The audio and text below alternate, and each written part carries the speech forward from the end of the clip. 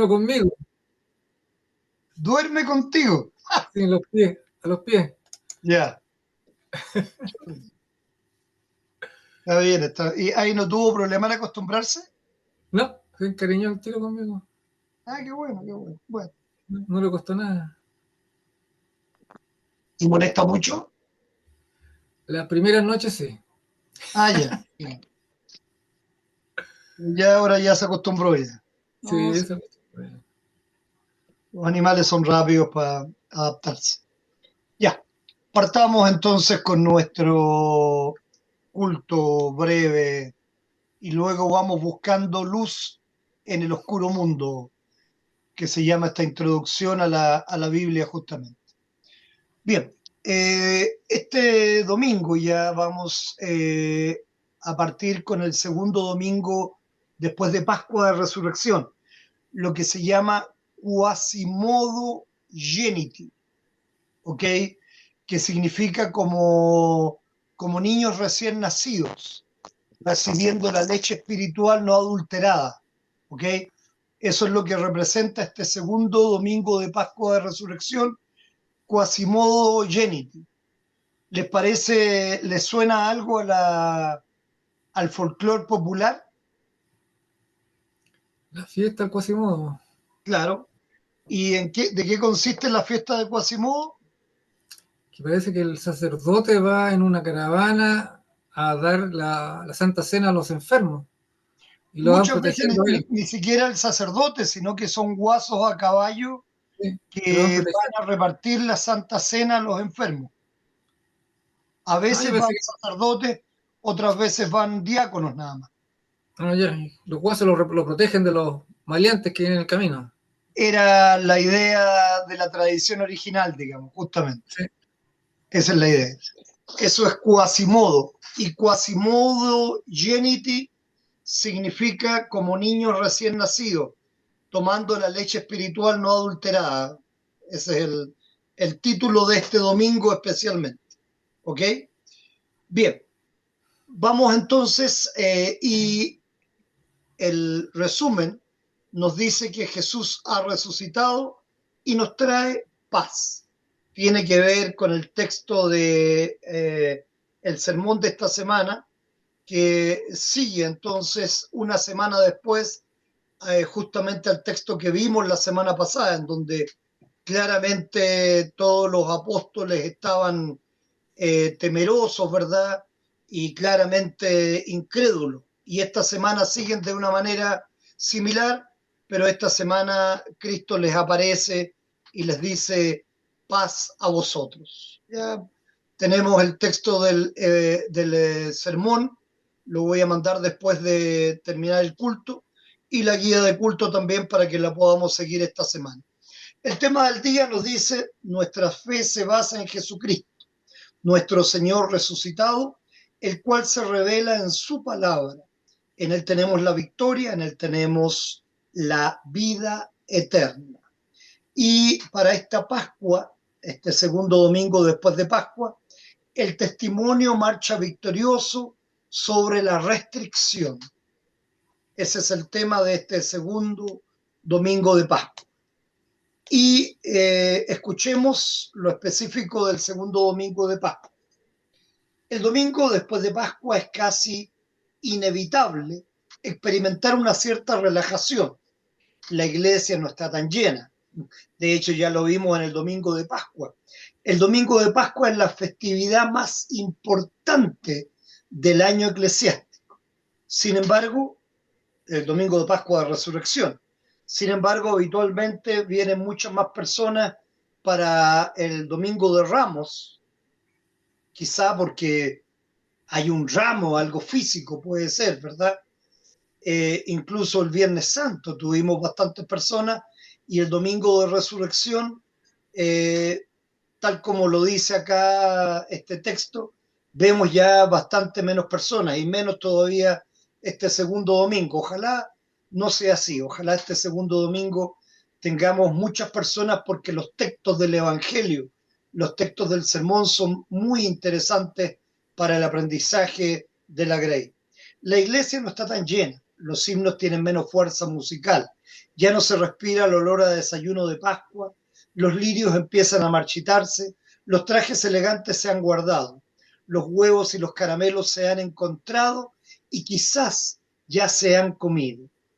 Se refiere a los trajes elegantes porque uno va a la fiesta de resurrección con un buen traje, una bonita corbata, ¿verdad? Vestido como para la fiesta. No nos olvidemos que en uno de los textos nuestro Señor Jesucristo dice, nos enseña, ¿verdad?, que cuando se invitó a un grupo de personas a la fiesta, el dueño de casa los invitó y muchos no quisieron ir. Y él le dijo a los empleados, vayan y vayan a buscar en todos los lugares gente que venga a la fiesta. Y fueron y trajeron gente pobre, gente necesitada, pero hubo uno que iba mal vestido. Y obviamente esto tiene un sentido figurado muy especial, ¿verdad? Y a ese mal vestido el dueño de la fiesta le dijo cómo se atrevía a ir vestido de esa manera. Y le dijo a los sirvientes que lo sacaran inmediatamente y lo echaran fuera. ¿Ustedes creen que el vestido al cual se refería era un traje perfecto o una corbata elegante si a los que habían sido invitados a la fiesta eran pobres, eran mendigos? ¿A qué se podrá haber referido el traje que esa persona llevaba y que no era de la calidad requerida? ¿Quién me puede responder? No tenía puesto el traje de la fe. Simplemente, ¿verdad? Simplemente, no tenía puesto el traje de la fe. O sea, estaba mal vestido, estaba realmente no vestido para la ocasión que obviamente pudimos presenciar en este domingo de resurrección, donde vemos por fe a nuestro Señor y Salvador resucitado. Aunque desearíamos que todos los días del Señor fueran como el que les da nombre, como la Pascua de Resurrección, ¿verdad? Quizá esta decepción no sea del todo mala. Es un buen recordatorio de que la buena nueva de la resurrección de Cristo es mucho más grande que el frenesí y la fanfarria de un solo día.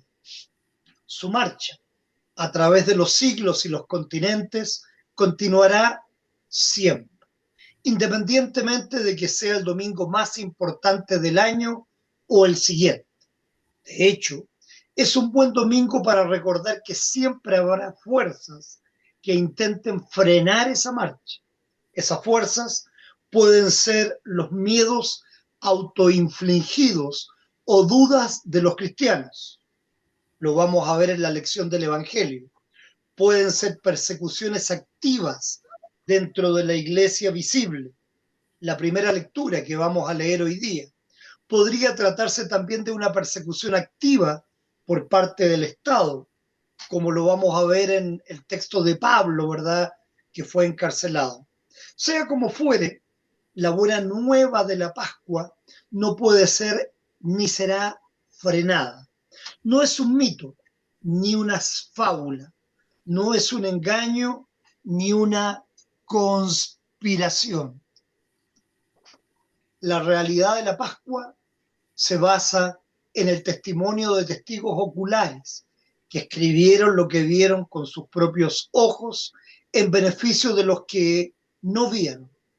Por eso, la buena noticia de la Pascua no puede encerrarse en un cajón, como tampoco puede encerrarse a Cristo en una tumba. El domingo después de Pascua puede ser un poco decepcionante. Sin embargo, la marcha del testimonio de la Iglesia sobre la resurrección de Cristo nunca se ralentizará, nunca será más lenta, sino que va a seguir adelante inexorablemente. Interesante este texto, ¿verdad? Lo vemos muchas veces cuando nos decepcionamos y vemos que las personas fallan a escuchar y aprender la palabra de Dios. Pensamos que tal vez no les interesa, pero nada la va a detener. Eso sin lugar a dudas. La obra ya está hecha y la obra bien sabemos que es para todos. pero ¿quiénes la vamos a aprovechar?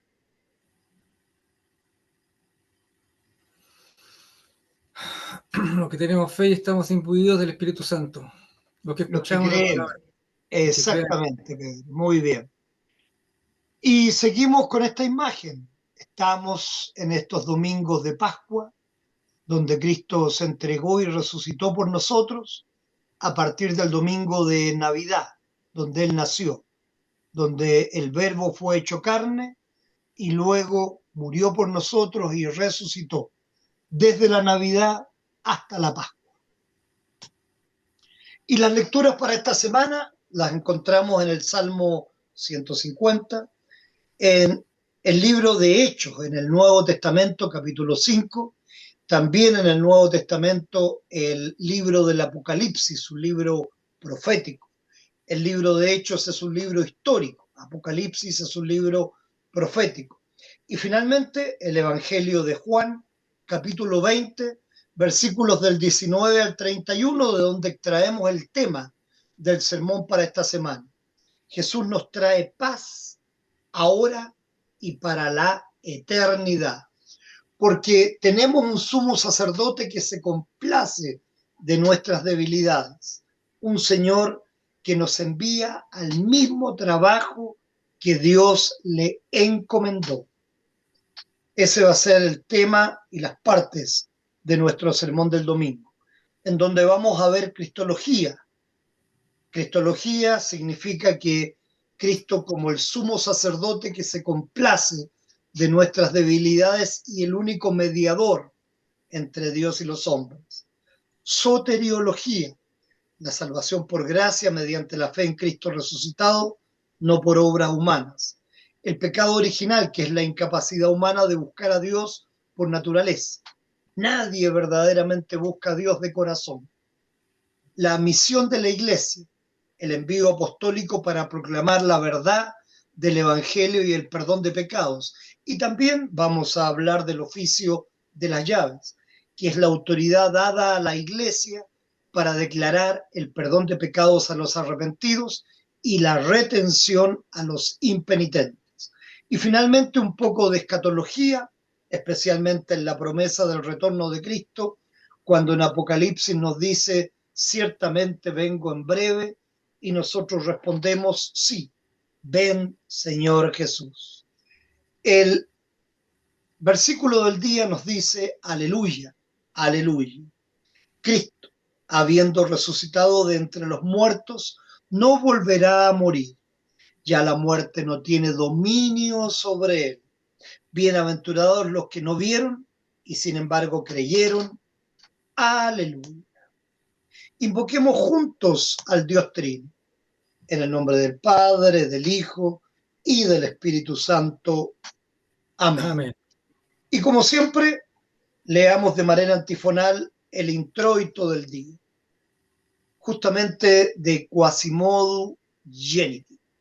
Como niños recién nacidos, desead la leche espiritual no adulterada. Oye, pueblo mío, y te amonestaré. Oh Israel, si me oyeres, cantad con gozo a Dios, fortaleza nuestra. Al Dios de Jacob, aclamad con júbilo. El Señor sea con ustedes y con tu espíritu. Oremos juntos con la oración del día. Concede, te suplicamos, todopoderoso Dios, que los que hemos celebrado la resurrección de nuestro Señor podamos, con la ayuda de tu gracia, producir los frutos de la misma en nuestra manera de vivir, por el mismo Jesucristo, tu Hijo, nuestro Señor, que vive y reina contigo y con el Espíritu Santo, siempre un solo Dios, por los siglos de los siglos. Amén. Reflexionemos acerca de la oración. En la paradoja de la cruz, Dios nos concede el regalo de la salvación, mas en la resurrección de Cristo nos transmite la paz que solo Él nos puede brindar, la cual, a pesar de los obstáculos, nos permitirá vivir una vida de santificación para la gloria de Dios. Y vamos a orar con el Salmo 150, exhortación a alabar a Dios con instrumentos de música. Aleluya. ¿Quieres leer la exégesis del Salmo, Pedro, por favor? Bueno, la iglesia ora con el Salmo 150 en los servicios que animan al pueblo de Dios a proclamar su mensaje. El salterio termina con una exuberante doxología. Martín Lutero dijo: el Salmo 150 es un salmo de agradecimiento compuesto en primer lugar para que el pueblo de Israel lo utilizara para alabar a Dios. Utilizaban sus instrumentos de cuerda y sus voces para adorarlo en el santuario de Jerusalén. Hoy lo adoramos en todo el mundo con nuestros instrumentos de cuerda, es decir, con la predicación y el evangelio. Gracias, Pedro. Esos son nuestros instrumentos de cuerda, ¿Sí? Con los cuales alabamos a Dios. Las cuerdas vocales. Exactamente. Entonces, así dice la palabra de Dios. Alabad a Dios en su santuario. Alabadle en la magnificencia de su firmamento. Alabadle por sus proezas. Alabadle conforme a la muchedumbre de su grandeza. Alabadle a son de bocina. Alabadle con salterio y arpa. Alabadle con pandero y danza. Alabadle con cuerdas y flautas. Alabadle con címbalos resonantes. Alabadle con címbalos de júbilo. Todo lo que respira, alabe a Jehová. Aleluya. Y en este segundo domingo después de Pascua, Quasimodo Geniti, donde Jesús ha resucitado y nos trae paz, antes de escuchar la palabra de Dios, cantemos el himno En su presencia.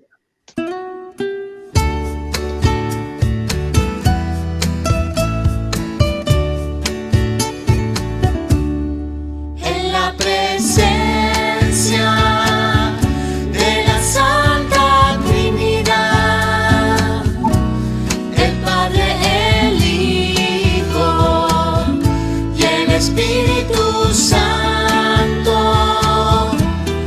nos reunimos en tu palabra. Habla, oh Señor, que tus siervos escuchan. Habla, oh Señor, que tus siervos escuchan.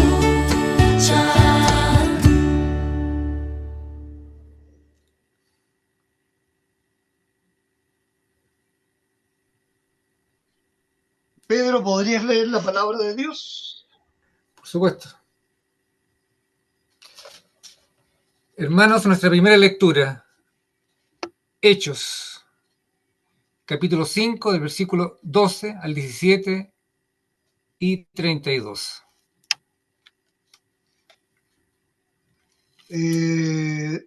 No, perdón. Nuevamente, Pedro, Primera lectura, Hechos, capítulo 5, del versículo 12, capítulo 17, del versículo 32, No, porque veo un punto ahí, no está claro. O no del hay 12 una al coma. 17. Es un Es punto una lo coma. veo. Ah, una coma. Entonces, del 12 al 17. No, Y después, capítulo 5, del versículo 12 y 17. ¿ya? Poco. Sí, Y sí. después el versículo 32. No, Hasta el 32, el 17 al 32. es. Así se lee, acuérdate, la coma es capítulo 5, versículos 12 y 17 al 32. 32. ¿Ok? Ah, era una coma, era una coma. Entonces, Ok, lo doy como punto. ese es el versículo 12, después se salta hasta el versículo 17 y del 17 al Al 32. 32. Te costó, ¿ah? Te costó. Vamos a repasar eso porque se nos olvida. Sí, La coma significa que versículos son aparte. La raya significa del o desde hasta o del al. ¿Ok? Y cuando es ok. un guión largo abajo, ahí se dice del capítulo tanto al capítulo tanto.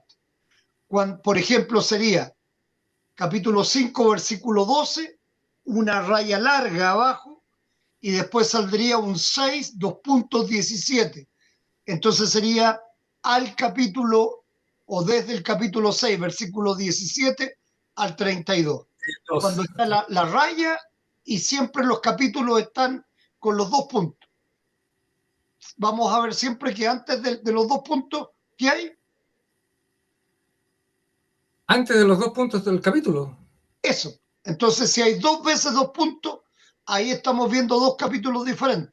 Pero Exacto, acá no hay 2 puntos en el 17, hay una raya. ¿Ok?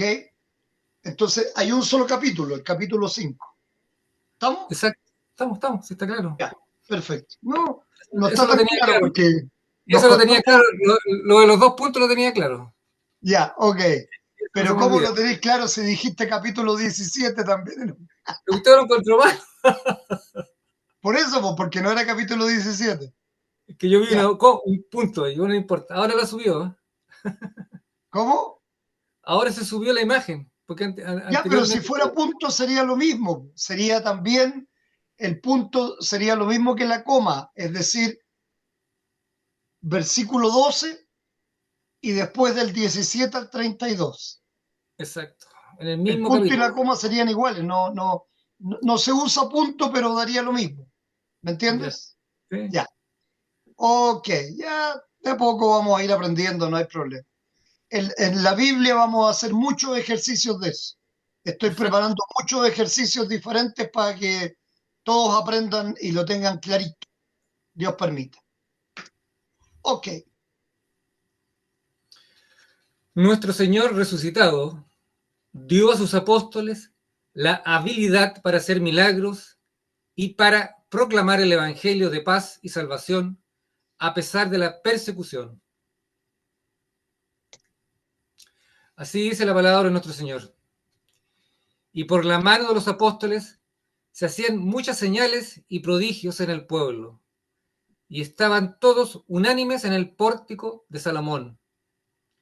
Entonces, levantándose el sumo sacerdote y todos los que estaban con él, esto es, la secta de los saduceos, se llenaron saduceo. de saduceos, se llenaron de celos y echaron mano a los apóstoles y los pusieron en la cárcel pública. Mas un ángel del Señor, abriendo de noche las puertas de la cárcel y sacándolos, dijo: Id, y puestos en pie en el templo, anunciad al pueblo todas las palabras de esta vida. Habiendo oído esto, entraron de mañana en el templo y enseñaban. Entre tanto, vinieron el sumo sacerdote y los que estaban con él, y convocaron al concilio y a todos los ancianos de los hijos de Israel, y enviaron a la cárcel para que fuesen traídos. Pero cuando llegaron los alguaciles, no los hallaron en la cárcel. Entonces volvieron y dieron aviso, diciendo: por cierto, la cárcel hemos hallado cerrada con toda seguridad, y los guardas fuera de pie ante las puertas. Mas cuanto abrimos, a nadie hallamos dentro. Cuando oyeron estas palabras, el sumo sacerdote y el jefe de la guardia del templo y los principales sacerdotes dudaban en qué vendría a parar aquello. Pero viendo uno, les dio esta noticia. Pero viniendo uno. Pero viniendo uno, les dio esta noticia. He aquí, los varones que pusisteis en la cárcel están en el templo y enseñan al pueblo. Entonces fue el jefe de la guardia con los alguaciles y los trajo sin violencia, porque temían ser apedreados por el pueblo. Cuando los trajeron, los presentaron en el concilio, y el sumo sacerdote les preguntó, diciendo, ¿no os mandamos estrictamente a que no enseñáis en ese nombre? Y ahora habéis llenado a Jerusalén de vuestra doctrina, y queréis echar sobre nosotros la sangre de ese hombre. Respondiendo Pedro y los apóstoles, dijeron, es necesario obedecer a Dios antes que a los hombres. El Dios de nuestros padres levantó a Jesús, a quien vosotros matasteis colgándole en un madero. A este Dios ha exaltado con su diestra por príncipe y salvador, para dar a Israel arrepentimiento y perdón de pecados. Y nosotros somos testigos suyos de estas cosas, y también el Espíritu Santo, el cual ha dado Dios a los que le obedecen. Esto es palabra de nuestro Dios, hermanos y hermanas. Muchas gracias, Pedro. Hagamos una pequeña, unos pequeños comentarios acerca del texto, ¿verdad? Los saduceos no solo estaban celosos de la popularidad de los apóstoles, que ya claramente estaban haciendo los mismos prodigios que hacía nuestro Señor Jesucristo, sino que también por lo que ellos consideraban ser el honor de Dios. Estaban convencidos de que la religión de Israel, tal como ellos la entendían, estaba siendo socavada. La predicación de Jesús como el Mesías y de su resurrección de entre los muertos era una contradicción de sus creencias y además, obviamente, los confundía. Así que decidieron poner a todos los apóstoles bajo arresto, no solamente a Pedro y a Juan, a todos. Dios envió a uno de sus poderosos espíritus mensajeros, un ángel, para liberar a los dos. El evangelio seguiría su curso libre pese a las puertas de la prisión. El propósito salvador de Dios no se frustra por candados o cerraduras. El ángel del Señor instruyó a los apóstoles a que siguieran predicando el evangelio en toda su verdad y significado en la vida de los que creen. Los apóstoles estaban haciendo esto en el mismo centro de la religión judía y en la vida pública, al amanecer, hicieron precisamente eso. Los oficiales desconocían lo que había ocurrido a la noche y estaban listos para tener otra audiencia con los apóstoles, pero les esperaba una sorpresa. El ángel había liberado a los prisioneros sin perturbar a los guardias. La cárcel era muy segura, pero estaba vacía. Mientras los líderes trataban de asimilar esas noticias y todo lo que significaban, recibieron otro sobresalto con el reporte que se les daba. Los prisioneros estaban en el patio del templo haciendo precisamente lo que se les había prohibido. Estos apóstoles eran terriblemente porfiados, ¿verdad? Muy, muy porfiados. Aquellos que volvieron a arrestar a los apóstoles lo hicieron con considerable cuidado y cortesía. Todo el pueblo tenía a los apóstoles en tal estima que las autoridades temían disturbios si hacían uso de la fuerza. El Sanedrín había mandado a Pedro y a Juan que en ninguna manera pronunciasen palabra ni enseñasen en el nombre de Jesús. Lo que Pedro consistentemente predicaba desde el Pentecostés y hasta ahora era que Israel había dado muerte a su Mesías y que Dios lo había levantado de los muertos. De hecho, nosotros recordamos que en las lecturas, cuando van a tomar preso a Jesús, ¿verdad? Y cuando lo apresan Pilatos les da la posibilidad de liberar a alguien. Y el pueblo empieza a gritar que liberen a Barrabás, que era un criminal, ¿ok? Y no a Jesucristo, que obviamente no tenían ninguna razón, además que la de los judíos en su odio y en su inseguridad para arrestarlo, es que ellos mismos dicen que la sangre de nuestro Señor Jesucristo caiga sobre ellos y sobre toda su descendencia, ¿ok? Y ahora están absolutamente diciendo lo contrario. Este fue un llamado al arrepentimiento, pero también una acusación de oponerse a Dios para aquellos que condenaron a Jesús a la muerte y, como digo, eran culpables de su sangre. Como siempre, los oficiales tenían más al pueblo que a Dios.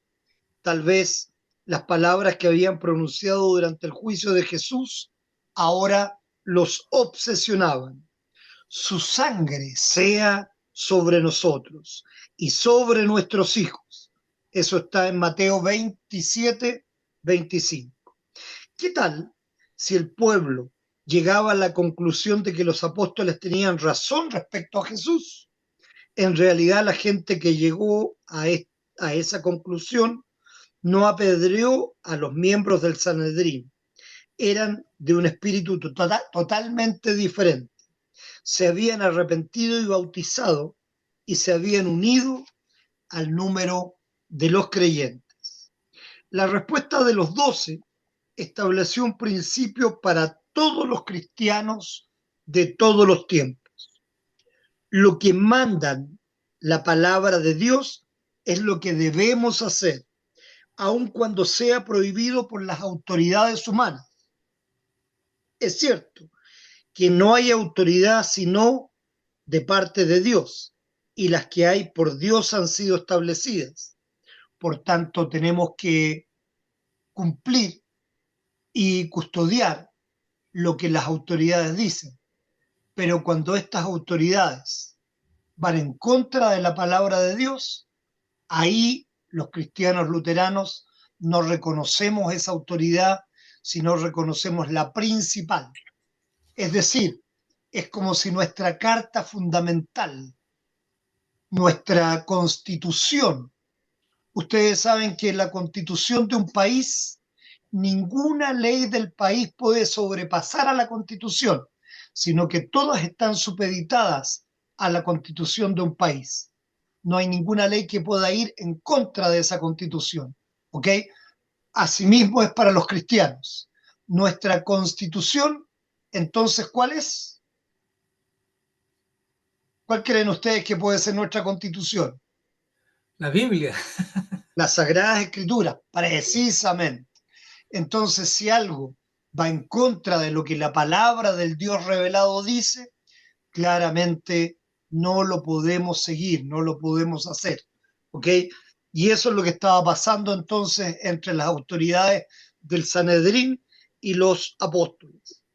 Entonces, pero cuando las autoridades exceden sus límites al ordenar al pueblo violar la ley de Dios, los cristianos deben obedecer a Dios antes que a las autoridades. Las palabras de Pedro no constituyen una licencia para la desobediencia civil o la revolución. Se aplican tan solo cuando debemos escoger entre la voluntad de Dios, como se revela en su palabra, y obedecer las leyes de los hombres. Entonces ahí podemos ver cosas fundamentales, ¿verdad?, que aprendemos de esto. ¿Y por qué es tan importante la ley de Dios? Porque en ella solamente encontramos el perdón de pecados. En ella solamente encontramos el camino a la vida eterna a través del único que murió por nosotros y que resucitó para asegurarnos nuestra salvación, nuestro Señor Jesucristo, en quien creemos, en quien confiamos y por el cual y en su nombre oramos. Amén. Amén. Interesante esta lectura, muy interesante para poder entender un poco más de lo que significa la palabra de Dios.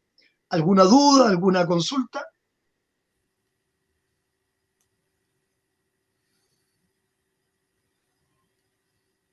¿No? No, ninguno. Ok, bien. Entonces vamos a seguir con nuestra lección buscando luz en el oscuro mundo. Voy a recordar lo último que vimos. Nos decía que Pedro tuvo razón cuando citó al profeta Isaías. La hierba se seca y la flor se cae, pero la palabra del Señor permanece para siempre. Tiene mucho sentido todavía con lo que estamos estudiando, ¿verdad? La palabra de un hombre permanecerá para siempre. Creo que ninguna, No. ¿verdad? Al contrario, vemos cómo cambian las ideas, cómo cambian de acuerdo a la moda, cómo cambian de acuerdo a los tiempos. No hay nada que se haya escrito que no se haya refutado ni se haya reformulado todavía. Lo único que se mantiene para siempre es la palabra de Dios. Y ahora íbamos a ver en este texto que sigue respecto a lo que se llaman los libros perdidos de la Biblia, que son libros que algunos afirman que deben estar en la Biblia, como el Evangelio de Tomás, el de Felipe o María Magdalena. Estos son los hechos. Sabemos que esos libros solo llegaron a existir 100 años después de que esas personas murieron y fueron encontrados en lugares donde esas personas nunca vivieron. Es como si se encontrara una carta en Berlín, Alemania, con un matasellos de 1891 y afirmar que fue escrita por George Washington, por ejemplo. ¿Usted lo creería? No. Es lo mismo para que entendamos, ¿verdad? Que si en 100 años más alguien buscara o tratara de hacer un recuento de la historia del mundo, viene una guerra atómica, gran parte de la humanidad es destruida y se empieza a reconstruir el mundo y hay algunos que empiezan a buscar, ¿verdad? Todos los libros para poder reconstruir la historia de la humanidad que se perdió en esta guerra, ¿verdad? Y junto con los libros históricos verdaderos, encuentran libros de ciencia ficción, por ejemplo, De la Tierra a la Luna, de Julio Verne, ¿verdad? ¿Ustedes han leído algunos de los libros de la Tierra a la Luna, por ejemplo? O también hay otros libros que son bien interesantes que hablan de los marcianos, de que ellos hicieron llegar a los hombres a Marte y se transformaron o hicieron ver ciudades como si fueran las ciudades terrestres y se hicieron pasar por sus ancestros. Eso se llaman las crónicas marcianas de Red Bradbury. ¿Alguno de ustedes la ha leído? Yo sí. ¿Sí? Sí. Son muy No. buenas historias, ¿verdad? Sí. Pero de pura ciencia ficción. Entonces, si ustedes encontraran esos libros y pensaran que esos libros son verdaderos, ¿estarían en lo correcto o estarían en un error? Error. Error garrafal, ¿verdad? Porque son libros de ciencia ficción. Parecen ser históricos, pero son de ciencia ficción.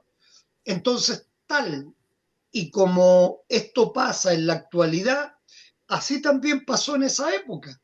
Seguramente muchos escritores fueron dados a escribir de la manera que ellos se imaginaron la historia de nuestro Señor Jesucristo, de la manera que ellos pensaron que podría haber sucedido, los hechos que seguramente por ahí escucharon o instruyeron o de alguna manera les fueron llevados. Entonces, claramente, cuando hablamos de un canon, son libros que fueron usados realmente por los primeros cristianos, que se les atribuían verdaderamente a, por ejemplo, Pablo, sus epístolas, ¿verdad? O a Pedro, o a Juan, o los evangelios que nos relataban la vida de Cristo, eran los mismos libros que usaban los primeros cristianos, y no otros que fueron escritos tantos años después y que obviamente todo el mundo sabe que son falsos. Pero no nos olvidemos que el demonio siempre quiere plantar confusión. A mí me ha tocado, yo creo que lo he comentado alguna vez, conversar a veces con personas que me han hablado del código Da Vinci, todo lo que el código Da Vinci habla acerca de los Illuminati, y lo creen, pero a pie juntillas, como si fuera su Biblia. Y yo les digo, pero si esa es una invención de un autor, no es algo verdadero, es ciencia ficción, pero hay gente que lo cree. Bueno, todo el mundo tiene derecho a creer lo que desee. Pedro. ¿El libro de Enoch qué es lo que es entonces? ¿Es una ficción? El libro de Enoch también es este mismo tipo de libro. Son libros que se escribieron mucho después y que de alguna manera a alguien se le ocurrió para rellenar espacios vacíos. Acuérdate que la Biblia dice que todo lo que está escrito ahí es para que creamos. Lo que hablábamos el otro día, o ayer nomás, ¿te acuerdas? Con Emanuel. Hay teólogos que les gusta buscarle la quinta pata al gato, como decimos, ¿verdad? En un dicho popular. Que les gusta ver cosas y numerología, y que esto significa esto, y esto otro significa otro tanto. Como yo les decía ayer, ¿cuántos ángeles caben en la cabeza de un alfiler? ¿Entienden ustedes por qué yo hice esa pregunta, que es una pregunta teológica? Pero irrelevante para lo que es la Biblia, digamos. Es irrelevante, claro, pero tiene un sentido teológico. ¿Por qué? Un sentido teológico.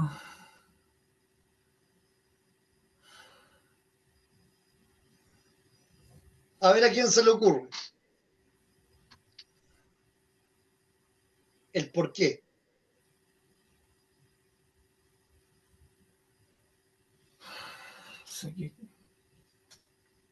A ver, nosotros decimos que nosotros podemos estar solos en el culto, pero seguramente todas las bancas van a estar llenas de los ángeles, porque los ángeles siempre desean alabar a Dios, desean escuchar su palabra y desean estar en los momentos en que se le está rindiendo adoración verdadera. O sea, nuestra iglesia siempre va a estar llena de ángeles, sinceramente. ¿Ok? Pero, insisto, ¿qué asidero creen ustedes que tendrá el hecho de preguntarse cuántos ángeles caben en la cabeza de un alfiler? No se me ocurre nada. No se le ocurre. Es muy simple, porque los ángeles son seres espirituales, no ocupan espacio. Tan simple como eso. ¿Ok? Entonces, ¿cuántos ángeles caben en la cabeza de un alfiler? Miles. ¿Qué importa? ¿Qué relevancia tiene?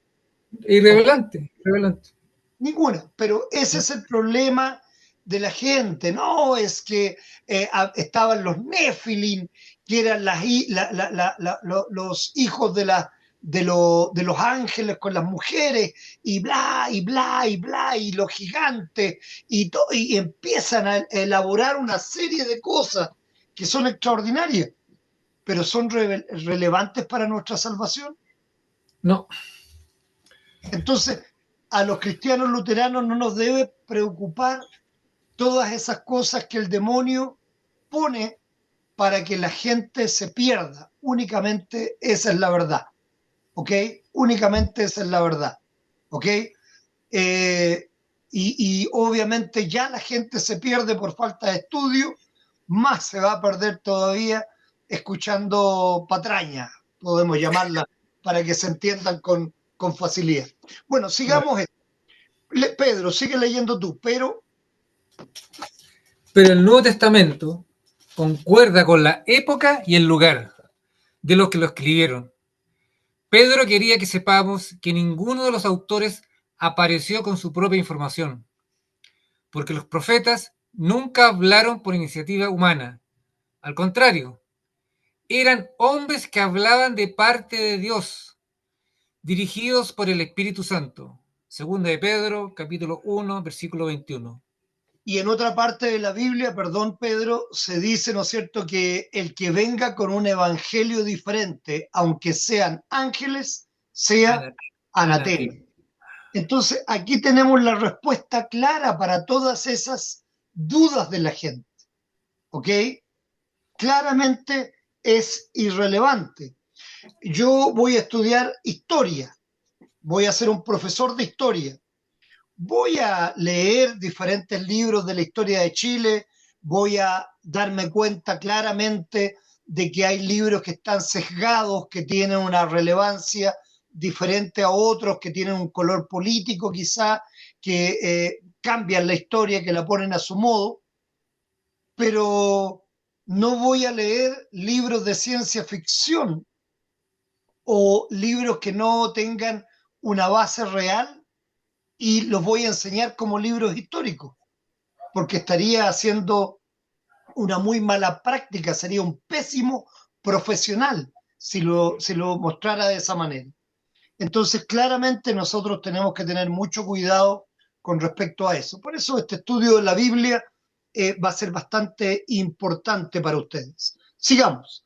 En segundo lugar, no hay un solo detalle histórico en la Biblia que se haya demostrado que está equivocado. Y la Biblia es un libro de historia que se remonta a los orígenes del universo. Tengo que sacar esto. Cuando las personas examinan otros escritos e historias de la antigüedad o excavan antiguas ciudades y sitios arqueológicos, no descubren nada que refute la Biblia. y voy a ir a otro tema. Al contrario, hay muchas cosas que la Biblia dice de pueblos y de naciones que posteriormente se han encontrado, que se pensaba que eran solamente historias inventadas en la Biblia, y claramente se han encontrado vestigios de muchos de los pueblos que aparecen en la Biblia y que antes no se habían encontrado, ¿no? Y eso está en todos los lugares, lo pueden buscar ustedes y se van a dar cuenta que es así. Sigue, Pedro, por favor. Les voy a dar un solo ejemplo. La Biblia menciona varias veces a Betsaida. Era un pueblo de pescadores a orillas del mar de Galilea. Juan nos dice que era la ciudad natal de Felipe, de Pedro y de Andrés. Pero hubo grandes dificultades para localizar ese pueblo en la costa de Galilea. Encontraron una población con ese nombre, pero estaba a más de 1,5 kilómetros del mar. ¿Estaban equivocados los detalles de la que da la Biblia? No. A medida que fueron excavando, se encontraron con una tienda de pescadores y luego con algunos muelles y con ruinas de embarcaciones. Y descubrieron que, en algún momento, ese pueblo estuvo en la costa del mar de Galilea, pero un terremoto que ocurrió en el año 97 después de Cristo cambió la línea de la costa, por lo que ahora Betsaida está a más de 1,5 kilómetros tierra adentro. A ver, ocurrió esta cosa que me molesta aquí. Ha habido literalmente centenares de detalles como este que han respaldado lo que dice la Biblia. Por eso me parece tan fascinante visitar a Israel. Y ahora llegamos a algo aún más importante. Mire de nuevo las afirmaciones de Jesús. No crean ustedes que yo he venido a suprimir la ley o los profetas. No he venido a ponerles fin, sino a darles su pleno valor. Pues le aseguro que mientras existan el cielo y la tierra, no se le quitará a la ley ni un punto ni una letra, hasta que todo llegue a su cumplimiento. Hablemos sobre el cumplimiento de las profecías. ¿Sabía usted que no hay otro libro de cualquier tipo que haya sido 100% preciso en sus profecías? Ni el libro de Mormón, ni el Corán, ni los escritos de las religiones orientales, ni siquiera Nostradamus y la Biblia. Jesús ha cumplido todo. Veamos solo un par de ejemplos. Como perros, una banda de malvados me ha rodeado por completo. Me han desgarrado las manos y los pies. Perfecto. Gracias, Pedro. Sigamos leyendo. George, ¿quieres leer, por favor? Claro, pastor. Perdón, ¿dónde se quedó? Lo que pasa es que justo me habían enviado un mensaje y lo estaba leyendo. Sí, no te preocupes. Dice arriba, puedo contarme los huesos. Ay, puedo cortarme los huesos. Mis enemigos no me han quitado la vista de encima. Se han repartido mi ropa entre sí y sobre ellos echan suertes. David escribió 1000 años antes de Cristo. Lo que es más sorprendente es que en la época de David no se perforaban las manos y los pies de nadie. Todavía no se había inventado la crucifixión. David escribió este mensaje del Espíritu Santo. Probablemente se rascó la cabeza y dijo, Señor, no sé qué significa esto, pero lo voy a escribir. Mi siervo tendrá éxito, será levantado y puesto muy alto, así como muchos se asombraron de él al ver su semblante tan desfigurado que había perdido toda la apariencia humana. Así también muchas naciones se quedarán admiradas. Los reyes, al verlo, no podrán decir palabra, porque eran y entenderán algo que nunca habían oído. Esto está en Isaías también, que fue escrito 700 años antes. Ah, ahí está. Sigue, George, por favor. Ya, 700 años antes de Cristo, Isaías predijo su sufrimiento y muerte, así como su resurrección y exaltación.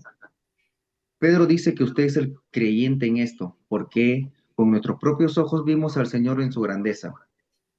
Como testigos oculares en la sala de audiencia, ellos estuvieron ahí y lo vieron todo. Los evangelios no son historias inventadas años más tarde por cristianos bien intencionados. Piénselo por un momento. Si Jesús no hubiera muerto en la cruz, ¿por qué iban a inventar una historia como esa? Si Pedro, el líder de los apóstoles, no hubiera negado que conocía a Jesús hasta el punto de maldecir y jurar, ¿por qué iban a inventar una historia negativa sobre él? Si las mujeres no fueron las primeras que vieron y fueron creyentes que Jesús estaba vivo, ¿por qué los discípulos, como hombres, inventaron eso? Si estaban tratando de convencer a los escépticos de ese entonces, ¿por qué no escribieron que ellos, los discípulos varones, fueron los primeros? Que vieron a Jesús. Sigue, George. Ok, fue un poco bochornoso para ellos que Jesús se apareciera primero a las mujeres. Entonces, ¿por qué puede usted confiar en la Biblia? Su antigua autoridad se ha demostrado como ningún otro libro. Su historia ha demostrado como ningún otro libro. Sus profecías han cumplido al 100% como ningún otro libro. Sus relatos son veraces como ningún otro libro. Pero todavía nos falta un detalle, y es la pregunta más importante de todas. ¿Por qué debería usted ser creyente en todo esto? Al final de su evangelio, San Juan lo dice de esta manera. Jesús hizo muchas otras señales milagrosas delante de sus discípulos, las cuales no están escritas en este libro, pero estas se han escrito para que ustedes crean que Jesús es el Mesías, el Hijo de Dios, y para que creyendo tengan vida Por medio de él. Eso es Juan 20, 30 y 31. Sigue nomás, George, por favor. todo el propósito de lo que escribió Juan es que seamos hechos creyentes que Jesús es nuestro Salvador, el Mesías. El propósito de toda la Biblia, de comienzo a fin, es que podamos ver a Jesús por la fe en que el Hijo de Dios vino a este mundo, murió por nosotros y resucitó. Tenemos vida en su nombre. La vida de nuestra salvación depende por completo de si la Biblia es 100% veraz o no. Si no es 100% verdadera, ¿qué partes son falsas? ¿En qué autoridad humana pone su confianza para determinar las supuestas partes falsas? Y cuando uno reconoce que Dios sabía todo sobre nuestra maldad y nuestros pecados, que sabía todo sobre nuestras dudas respecto de su verdad y de su existencia, y que de todos modos nos amó tanto que envió a su Hijo al mundo para recibir nuestro castigo. Sí, cuando vemos la verdad del amor de Dios por nosotros, entonces el resto de la Biblia cae sencillamente en su lugar. ¿Por qué debería confiar en la Biblia? En pocas palabras. Sin ella no podía conocer al Dios del amor. Sin ella no podría conocer a Jesús. Muchas gracias, George. Ok, esa fue entonces nuestra introducción, ok, que es interesante, ¿verdad? Ahora hagamos algún comentario de esto, ¿sí? ¿Quién quiere partir?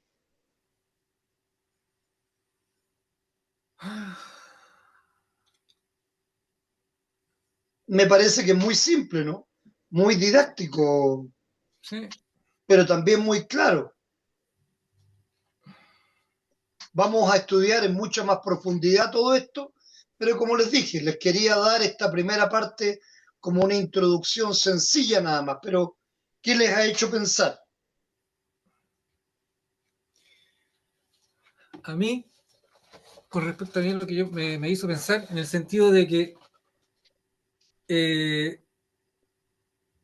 ahora he notado que lo que se escribió en el Antiguo Testamento es de vital importancia, porque yo solamente leía el Nuevo Testamento.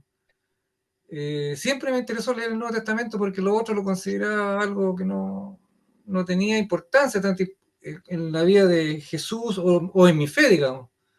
Pero ahora realmente me doy cuenta que es sumamente importante, porque incluso antes que naciera Jesús ya estaba escrito en la Biblia lo que él iba a hacer y cuál era el plan de Dios, digamos.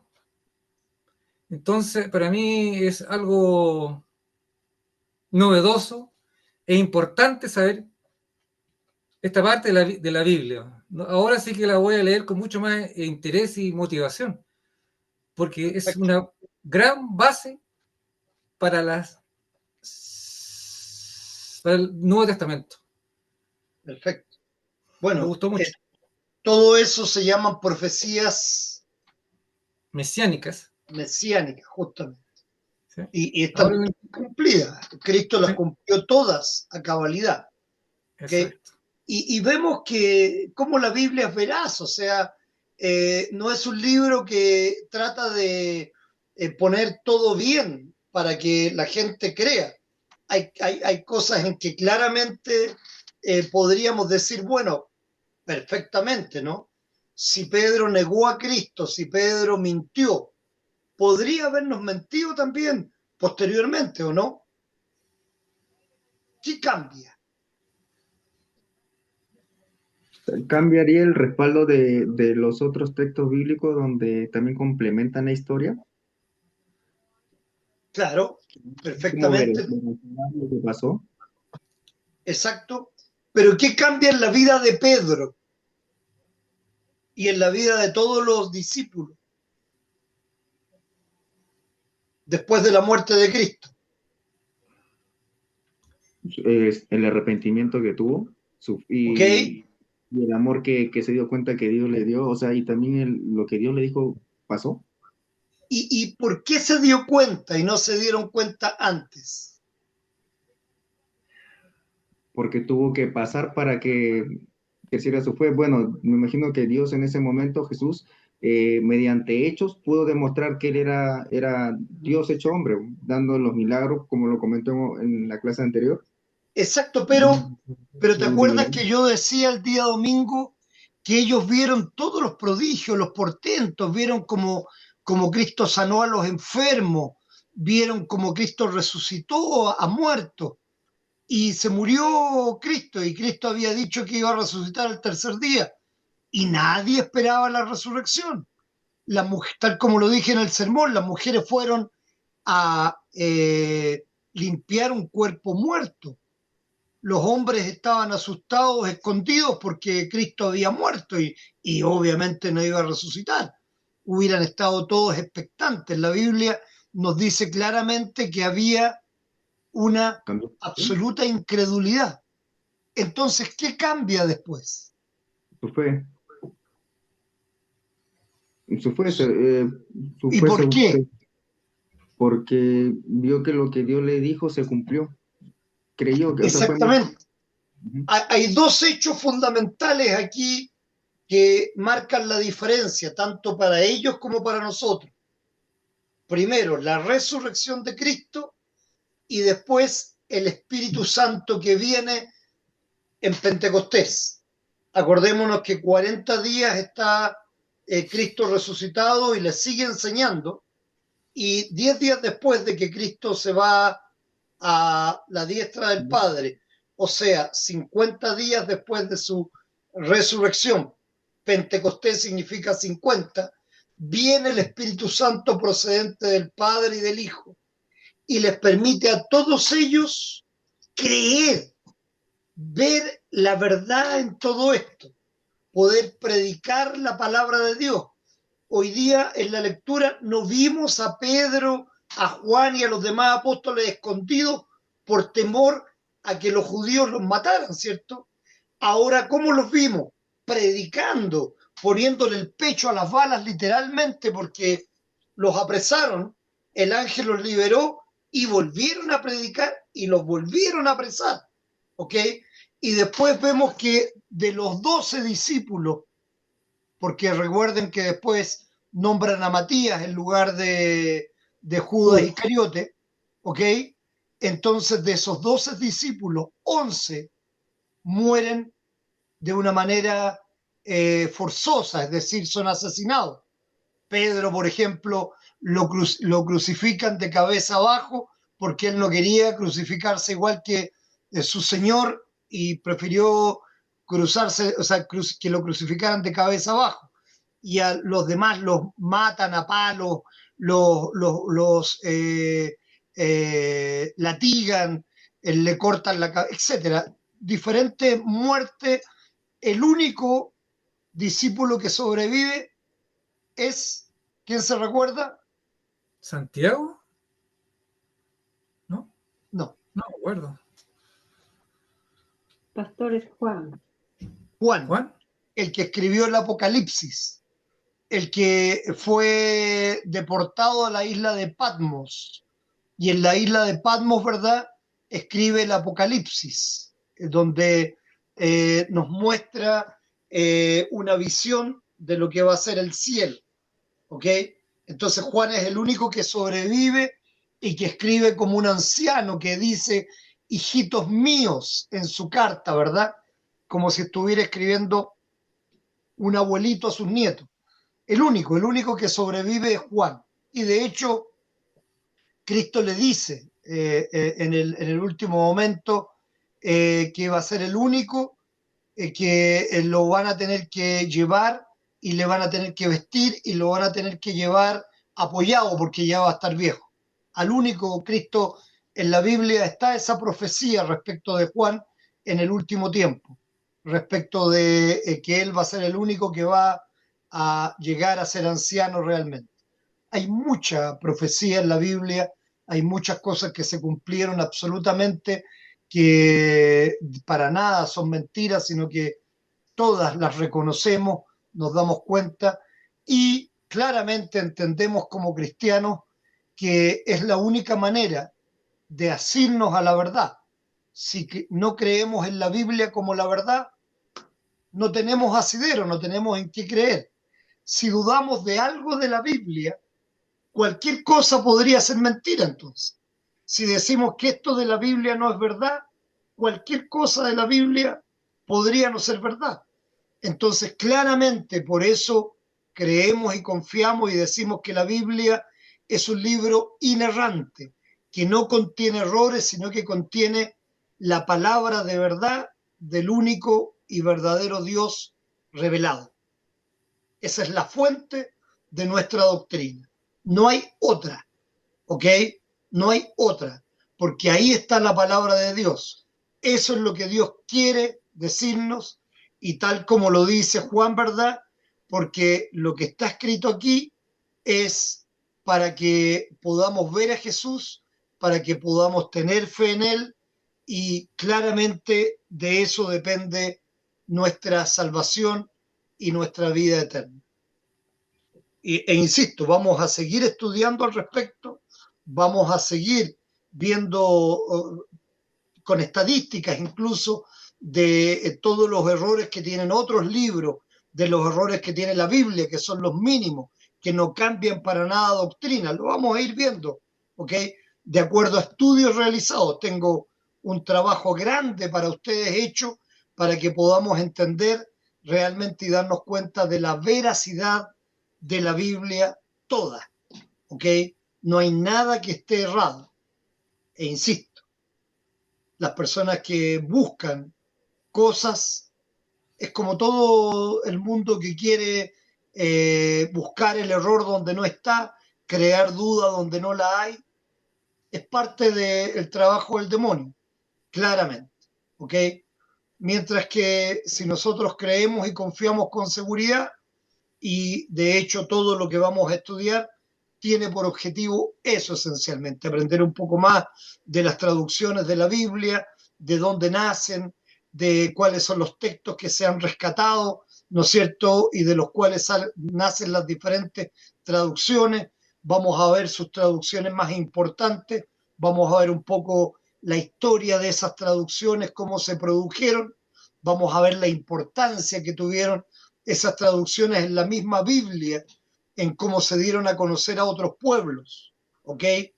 Por ejemplo, la Septuaginta, que fue una traducción de 70 sabios que fueron llevados, ¿verdad?, para que en la biblioteca de Alejandría se tuviera una traducción de la Biblia del hebreo al griego.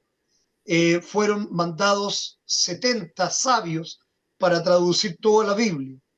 Y nos damos cuenta del por qué cuando vienen estos magos a adorar a el niño Dios, a Jesús recién nacido, ¿cómo pudieron enterarse de que los judíos creían en este Cristo resucitado? Porque 4 siglos antes la Septuaginta había traducido todo el Antiguo Testamento y estaba en la biblioteca de Alejandría, y se habían repartido algunos libros que antes obviamente los transcribían todos a mano, que eran muy caros, pero estos magos del Oriente obviamente habían tenido en sus manos este libro y habían visto todas las profecías mesiánicas que los llevaban a este nacimiento virginal, al nacimiento del niño Dios. Por eso llegaron, ¿ok? No llegaron simplemente porque un ángel les fue a avisar, no, porque siglos antes se había traducido el Antiguo Testamento en lo que se llama la Septuaginta, la traducción de los 70. ¿Se dan cuenta de la importancia de todo esto? De entender cómo la palabra de Dios produce fe en personas que no necesariamente eran judíos, sino que claramente vieron en la Biblia profecías y vieron, de hecho, el cumplimiento de esa profecía. Es como cuando tomamos el cuerpo y la sangre de Cristo y decimos el Nunc Dimittis, ¿verdad? Que fue lo mismo que pasó cuando este hombre levantó al niño Jesús y la profetisa Ana profetizaba acerca del Salvador y dice: han visto mis ojos tu salvación, la cual has preparado en presencia de todos los pueblos, luz para revelación a los gentiles y gloria de tu pueblo Israel. Entonces, esa es una profecía también que fue cumplida y que hoy día nos deja un texto muy hermoso en el Nunc Dimittis, precisamente para que nosotros también creamos y confiemos en Cristo, en el Jesús histórico, que no solamente es un personaje, sino que verdaderamente es el Verbo encarnado, el Hijo de Dios, Dios mismo, que vino a morir por nosotros para nuestra salvación. ¿Alguna pregunta? ¿Alguna duda? Sí, yo tengo una. Dígame. Entonces, ¿Por qué se come conejo? No, ¿por qué entonces los judíos nunca aceptaron a Jesús? ¿Fue por motivos políticos, por motivos económicos, teológicos? ¿Por qué A ver, nunca aceptaron si estaba todo escrito en la Santa Escritura que ellos mismos leían y adoraban? O sea, llevemos este contexto a nuestra época, ¿ok? En Chile tenemos una izquierda y una derecha, como en la mayor cantidad de los países latinoamericanos, ¿no es cierto? ¿sí? ¿Ya?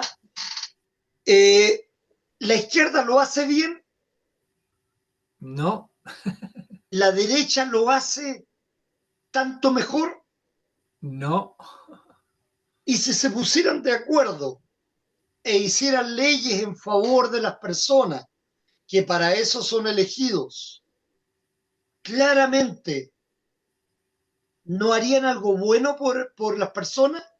por supuesto, si se pusieron de Pero acuerdo, sí. ¿qué prefieren? Su ideología, su parte económica, su egoísmo. No te metas en eso, no te metas en eso.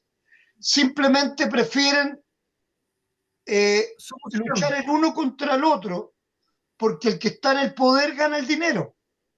El que está en el poder tiene la posibilidad de hacer negocios truculentos. El que está en el poder gana más que el que no está en el poder. Tan simple como eso. Entonces, por eso lucha uno contra el otro. Uno habla mal del otro, el otro habla mal del uno.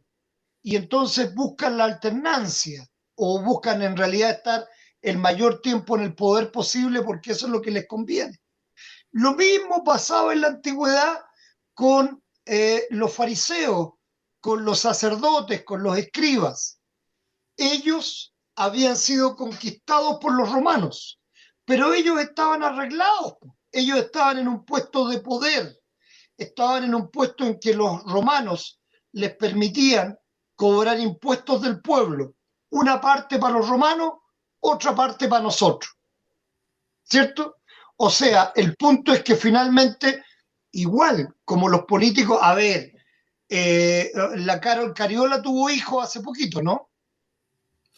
Sí, La Vallejo tuvo hijos hace poquito, ¿no es cierto? también.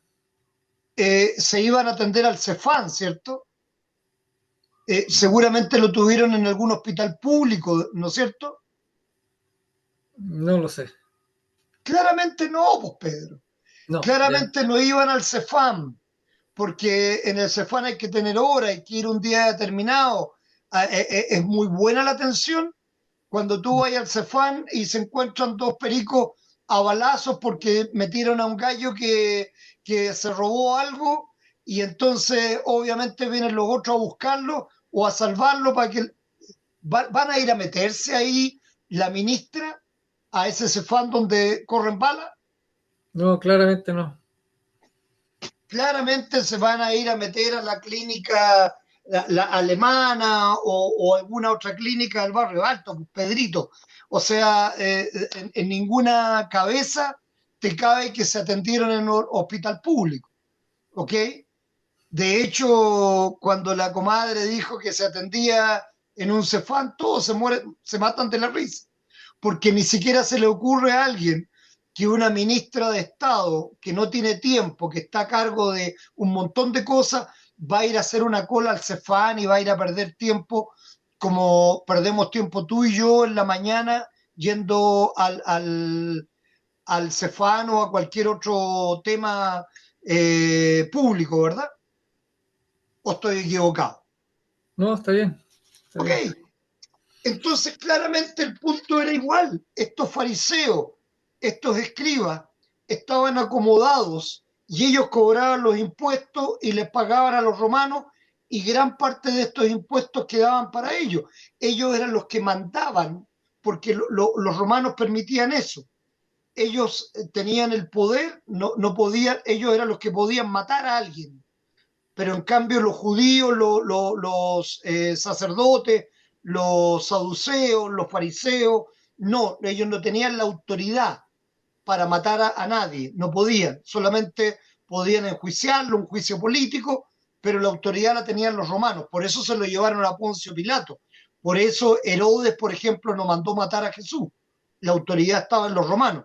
Entonces ellos claramente estaban arregladitos, pues en el templo, cuando la gente iba a pagar por sus tórtolas o por sus palomas o por lo que sea, tenían que con la moneda romana, que era la que realmente servía, como los dólares hoy en día, ¿verdad?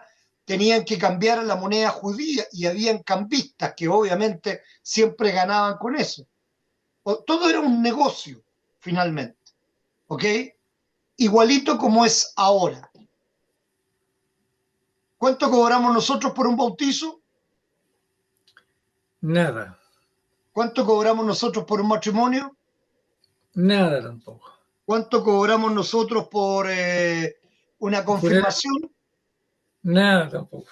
¿Cuánto cobramos nosotros por recibir un féretro y hacer un funeral?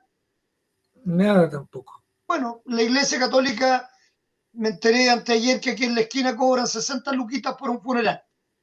Por día, digamos, no por el total, digamos, por cada día que el ataúd permanece ahí en el sitio funerario. Obviamente que el cura vaya al camposanto y que haga un responso, ni hablar. Tenéis que pagarle especialmente, traerlo, llevarlo y todo lo demás para que hagan ese tipo de cosas. ¿Ok? Las veces que yo he hecho un bautismo o que he hecho un funeral, jamás se me ocurriría, por decencia, por humanidad, pedirle plata a la gente que está dolida por esa persona que fallece. Por lo menos por decencia, no se me ocurriría. ¿Ok? ¿Me entiendes el punto? ¿Por qué? Sí. Porque nosotros los luteranos creemos que si Dios nos da los sacramentos por gracia, nosotros no podemos estar vendiendo algo que Dios te lo da por gracia. Es que es algo evidente, es algo obvio. Está claro que no. ¿Ok?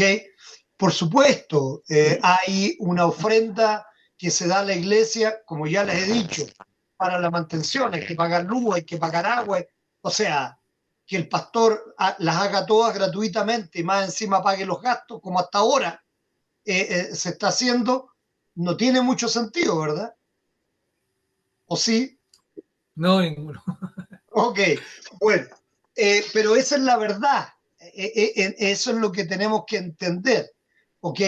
Que en esa época a la autoridad no le convenía que viniera este señor, ¿verdad?, a revolucionar todo, a decir que la salvación no era por obra, no había que llevar más tórtolas o no había que cambiar más plata. No, que la salvación era por fe. Misericordia quiero y no sacrificio, les dijo Jesús a los fariseos, a los saduceos, a los escribas. Ustedes no entendieron la ley, no entendieron cuando Dios dijo que a Abraham, que su fe le fue contada por justicia, no sus obras. Lo cambió todo. Volvió a la palabra de Dios original, a lo que Dios quería inicialmente, que cuando hicieran un sacrificio, como cuando miraron a la serpiente de bronce para evitar ser muertos por la mordida de la serpiente, ¿cómo tenían que mirar a esa serpiente de bronce? Creyendo lo que Dios les decía, por fe, ¿ok? Si miraban con fe, se salvaban. Si tenían duda, chuta, ¿será verdad lo que dijo Dios o no? Te mordía la serpiente, te morías, porque no tenías fe. ¿Qué es lo que le va a pasar ahora a la gente que no tiene fe? Se va a morir eternamente, no va a poder ver la resurrección. Es el mismo ejemplo de la serpiente de bronce de Moisés cuando salvó al pueblo judío. Esa es la verdad, ¿ok? Aunque nos duela, esa es la verdad. La única salvación que tenemos es creyendo en nuestro Señor Jesucristo. Y es gratis, es gratis. Pero la fe la mantenemos como la vid y los pámpanos. Voy de nuevo con esa analogía que la hemos escuchado tantas veces. ¿Qué pasa cuando uno no escucha la palabra de Dios? ¿Qué pasa cuando los pámpanos se desconectan de la vid? Se secan. Se secan y son echados Fuego. al fuego que nunca se apagará, ¿verdad? Eso es lo que nos dice nuestro Señor Jesucristo.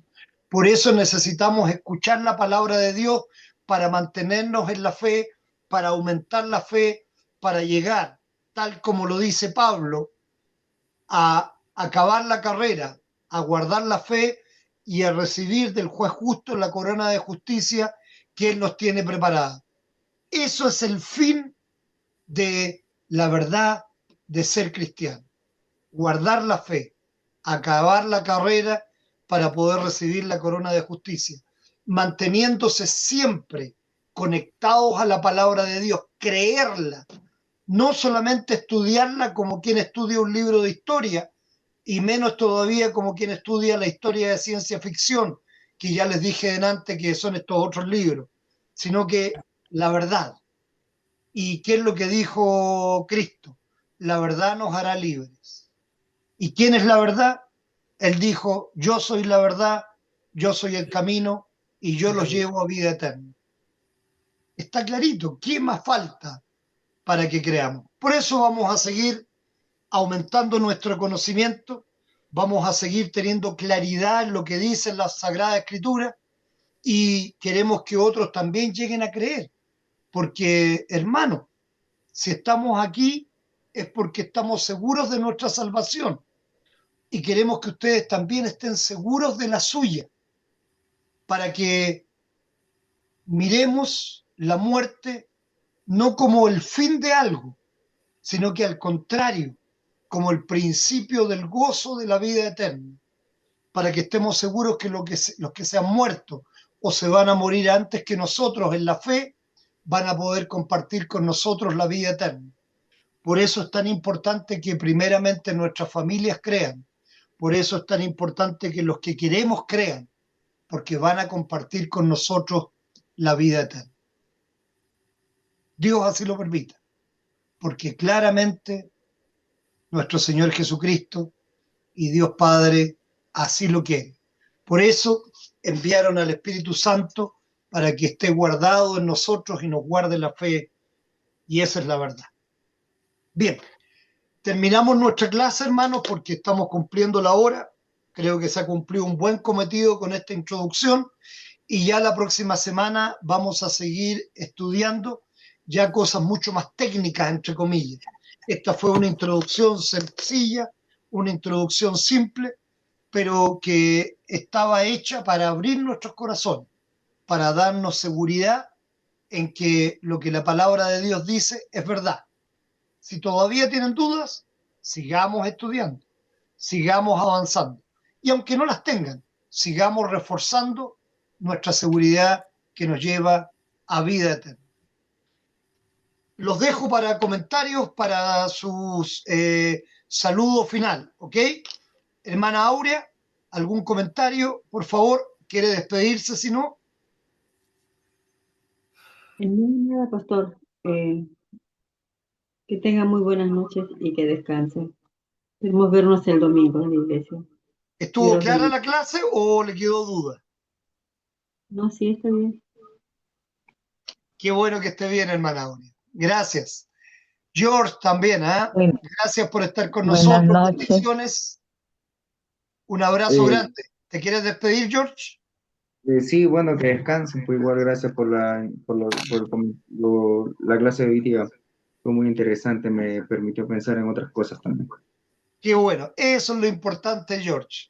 Hacernos pensar esencialmente. Eso es lo que queremos, que pensemos, que meditemos, ¿ok? Que no esperemos hasta el último día porque puede ser tarde. Gracias, George. Bendiciones. Igual bendiciones, que descansen, que estén bien todos. Muy amable. Hermana Juana, ¿cómo está usted? Mucho gusto. Bendiciones Buenas también. noches. Bendiciones, gracias. Escuché muy poco, pero estoy muy atenta. Y sí, siempre es bueno estar aprendiendo cada día más y más. Gracias Sí. y que descansen. Pero sí, estuvo un poco muy interesante, no un poco. Lo escuché muy poco, pero lo voy a volver a escuchar Está grabado, cuando, justamente. Está grabado, así que no hay cuando problema. sí, está Pueden, grabado. pueda a tiempo para entrar. Estoy trabajando muy lejos, pero quisiera yo llegar a las 9, y que voy a hacer todo lo posible para los miércoles hablar con la señora para salir más temprano. Perfecto, hermana. Mucho gusto, pues. Sí, Bendiciones y nos vemos el domingo, si Dios lo permite. ¿Eh? Un fuerte abrazo. sí, sí, nos vemos. Un Muchas beso, gracias. un abrazo y Bendiciones. bendiciones también para Mateo. Gracias, gracias, gracias. Muy bien. Pedro, ¿qué te pareció la clase? Muy buena. Un gran alimento espiritual. Bendiciones para usted, pastor, y para nuestras hermanas y hermanos. Es un gusto haber estado con ustedes, haber compartido esta clase. Gracias. Igualmente, amigo mío, bendiciones para ti también. Que tengan un buen descanso todos, una muy buena noche. Que Dios los guarde, los acompañe y que siga prosperando en ustedes la fe. Bendiciones. Gracias, pastor. Muchas gracias. Buenas noches. Muy buenas noches y muchas gracias. Buenas Les dejo noches. inmediatamente la Gracias. grabación, entonces, en unos minutos más la subo. Chao, chao. Chao, chao. Muchas Chao, gracias. Lexipus. Chao, gato. ¿Le compraste bota o no le compraste bota? No, todavía no. Chao, Chao. chao.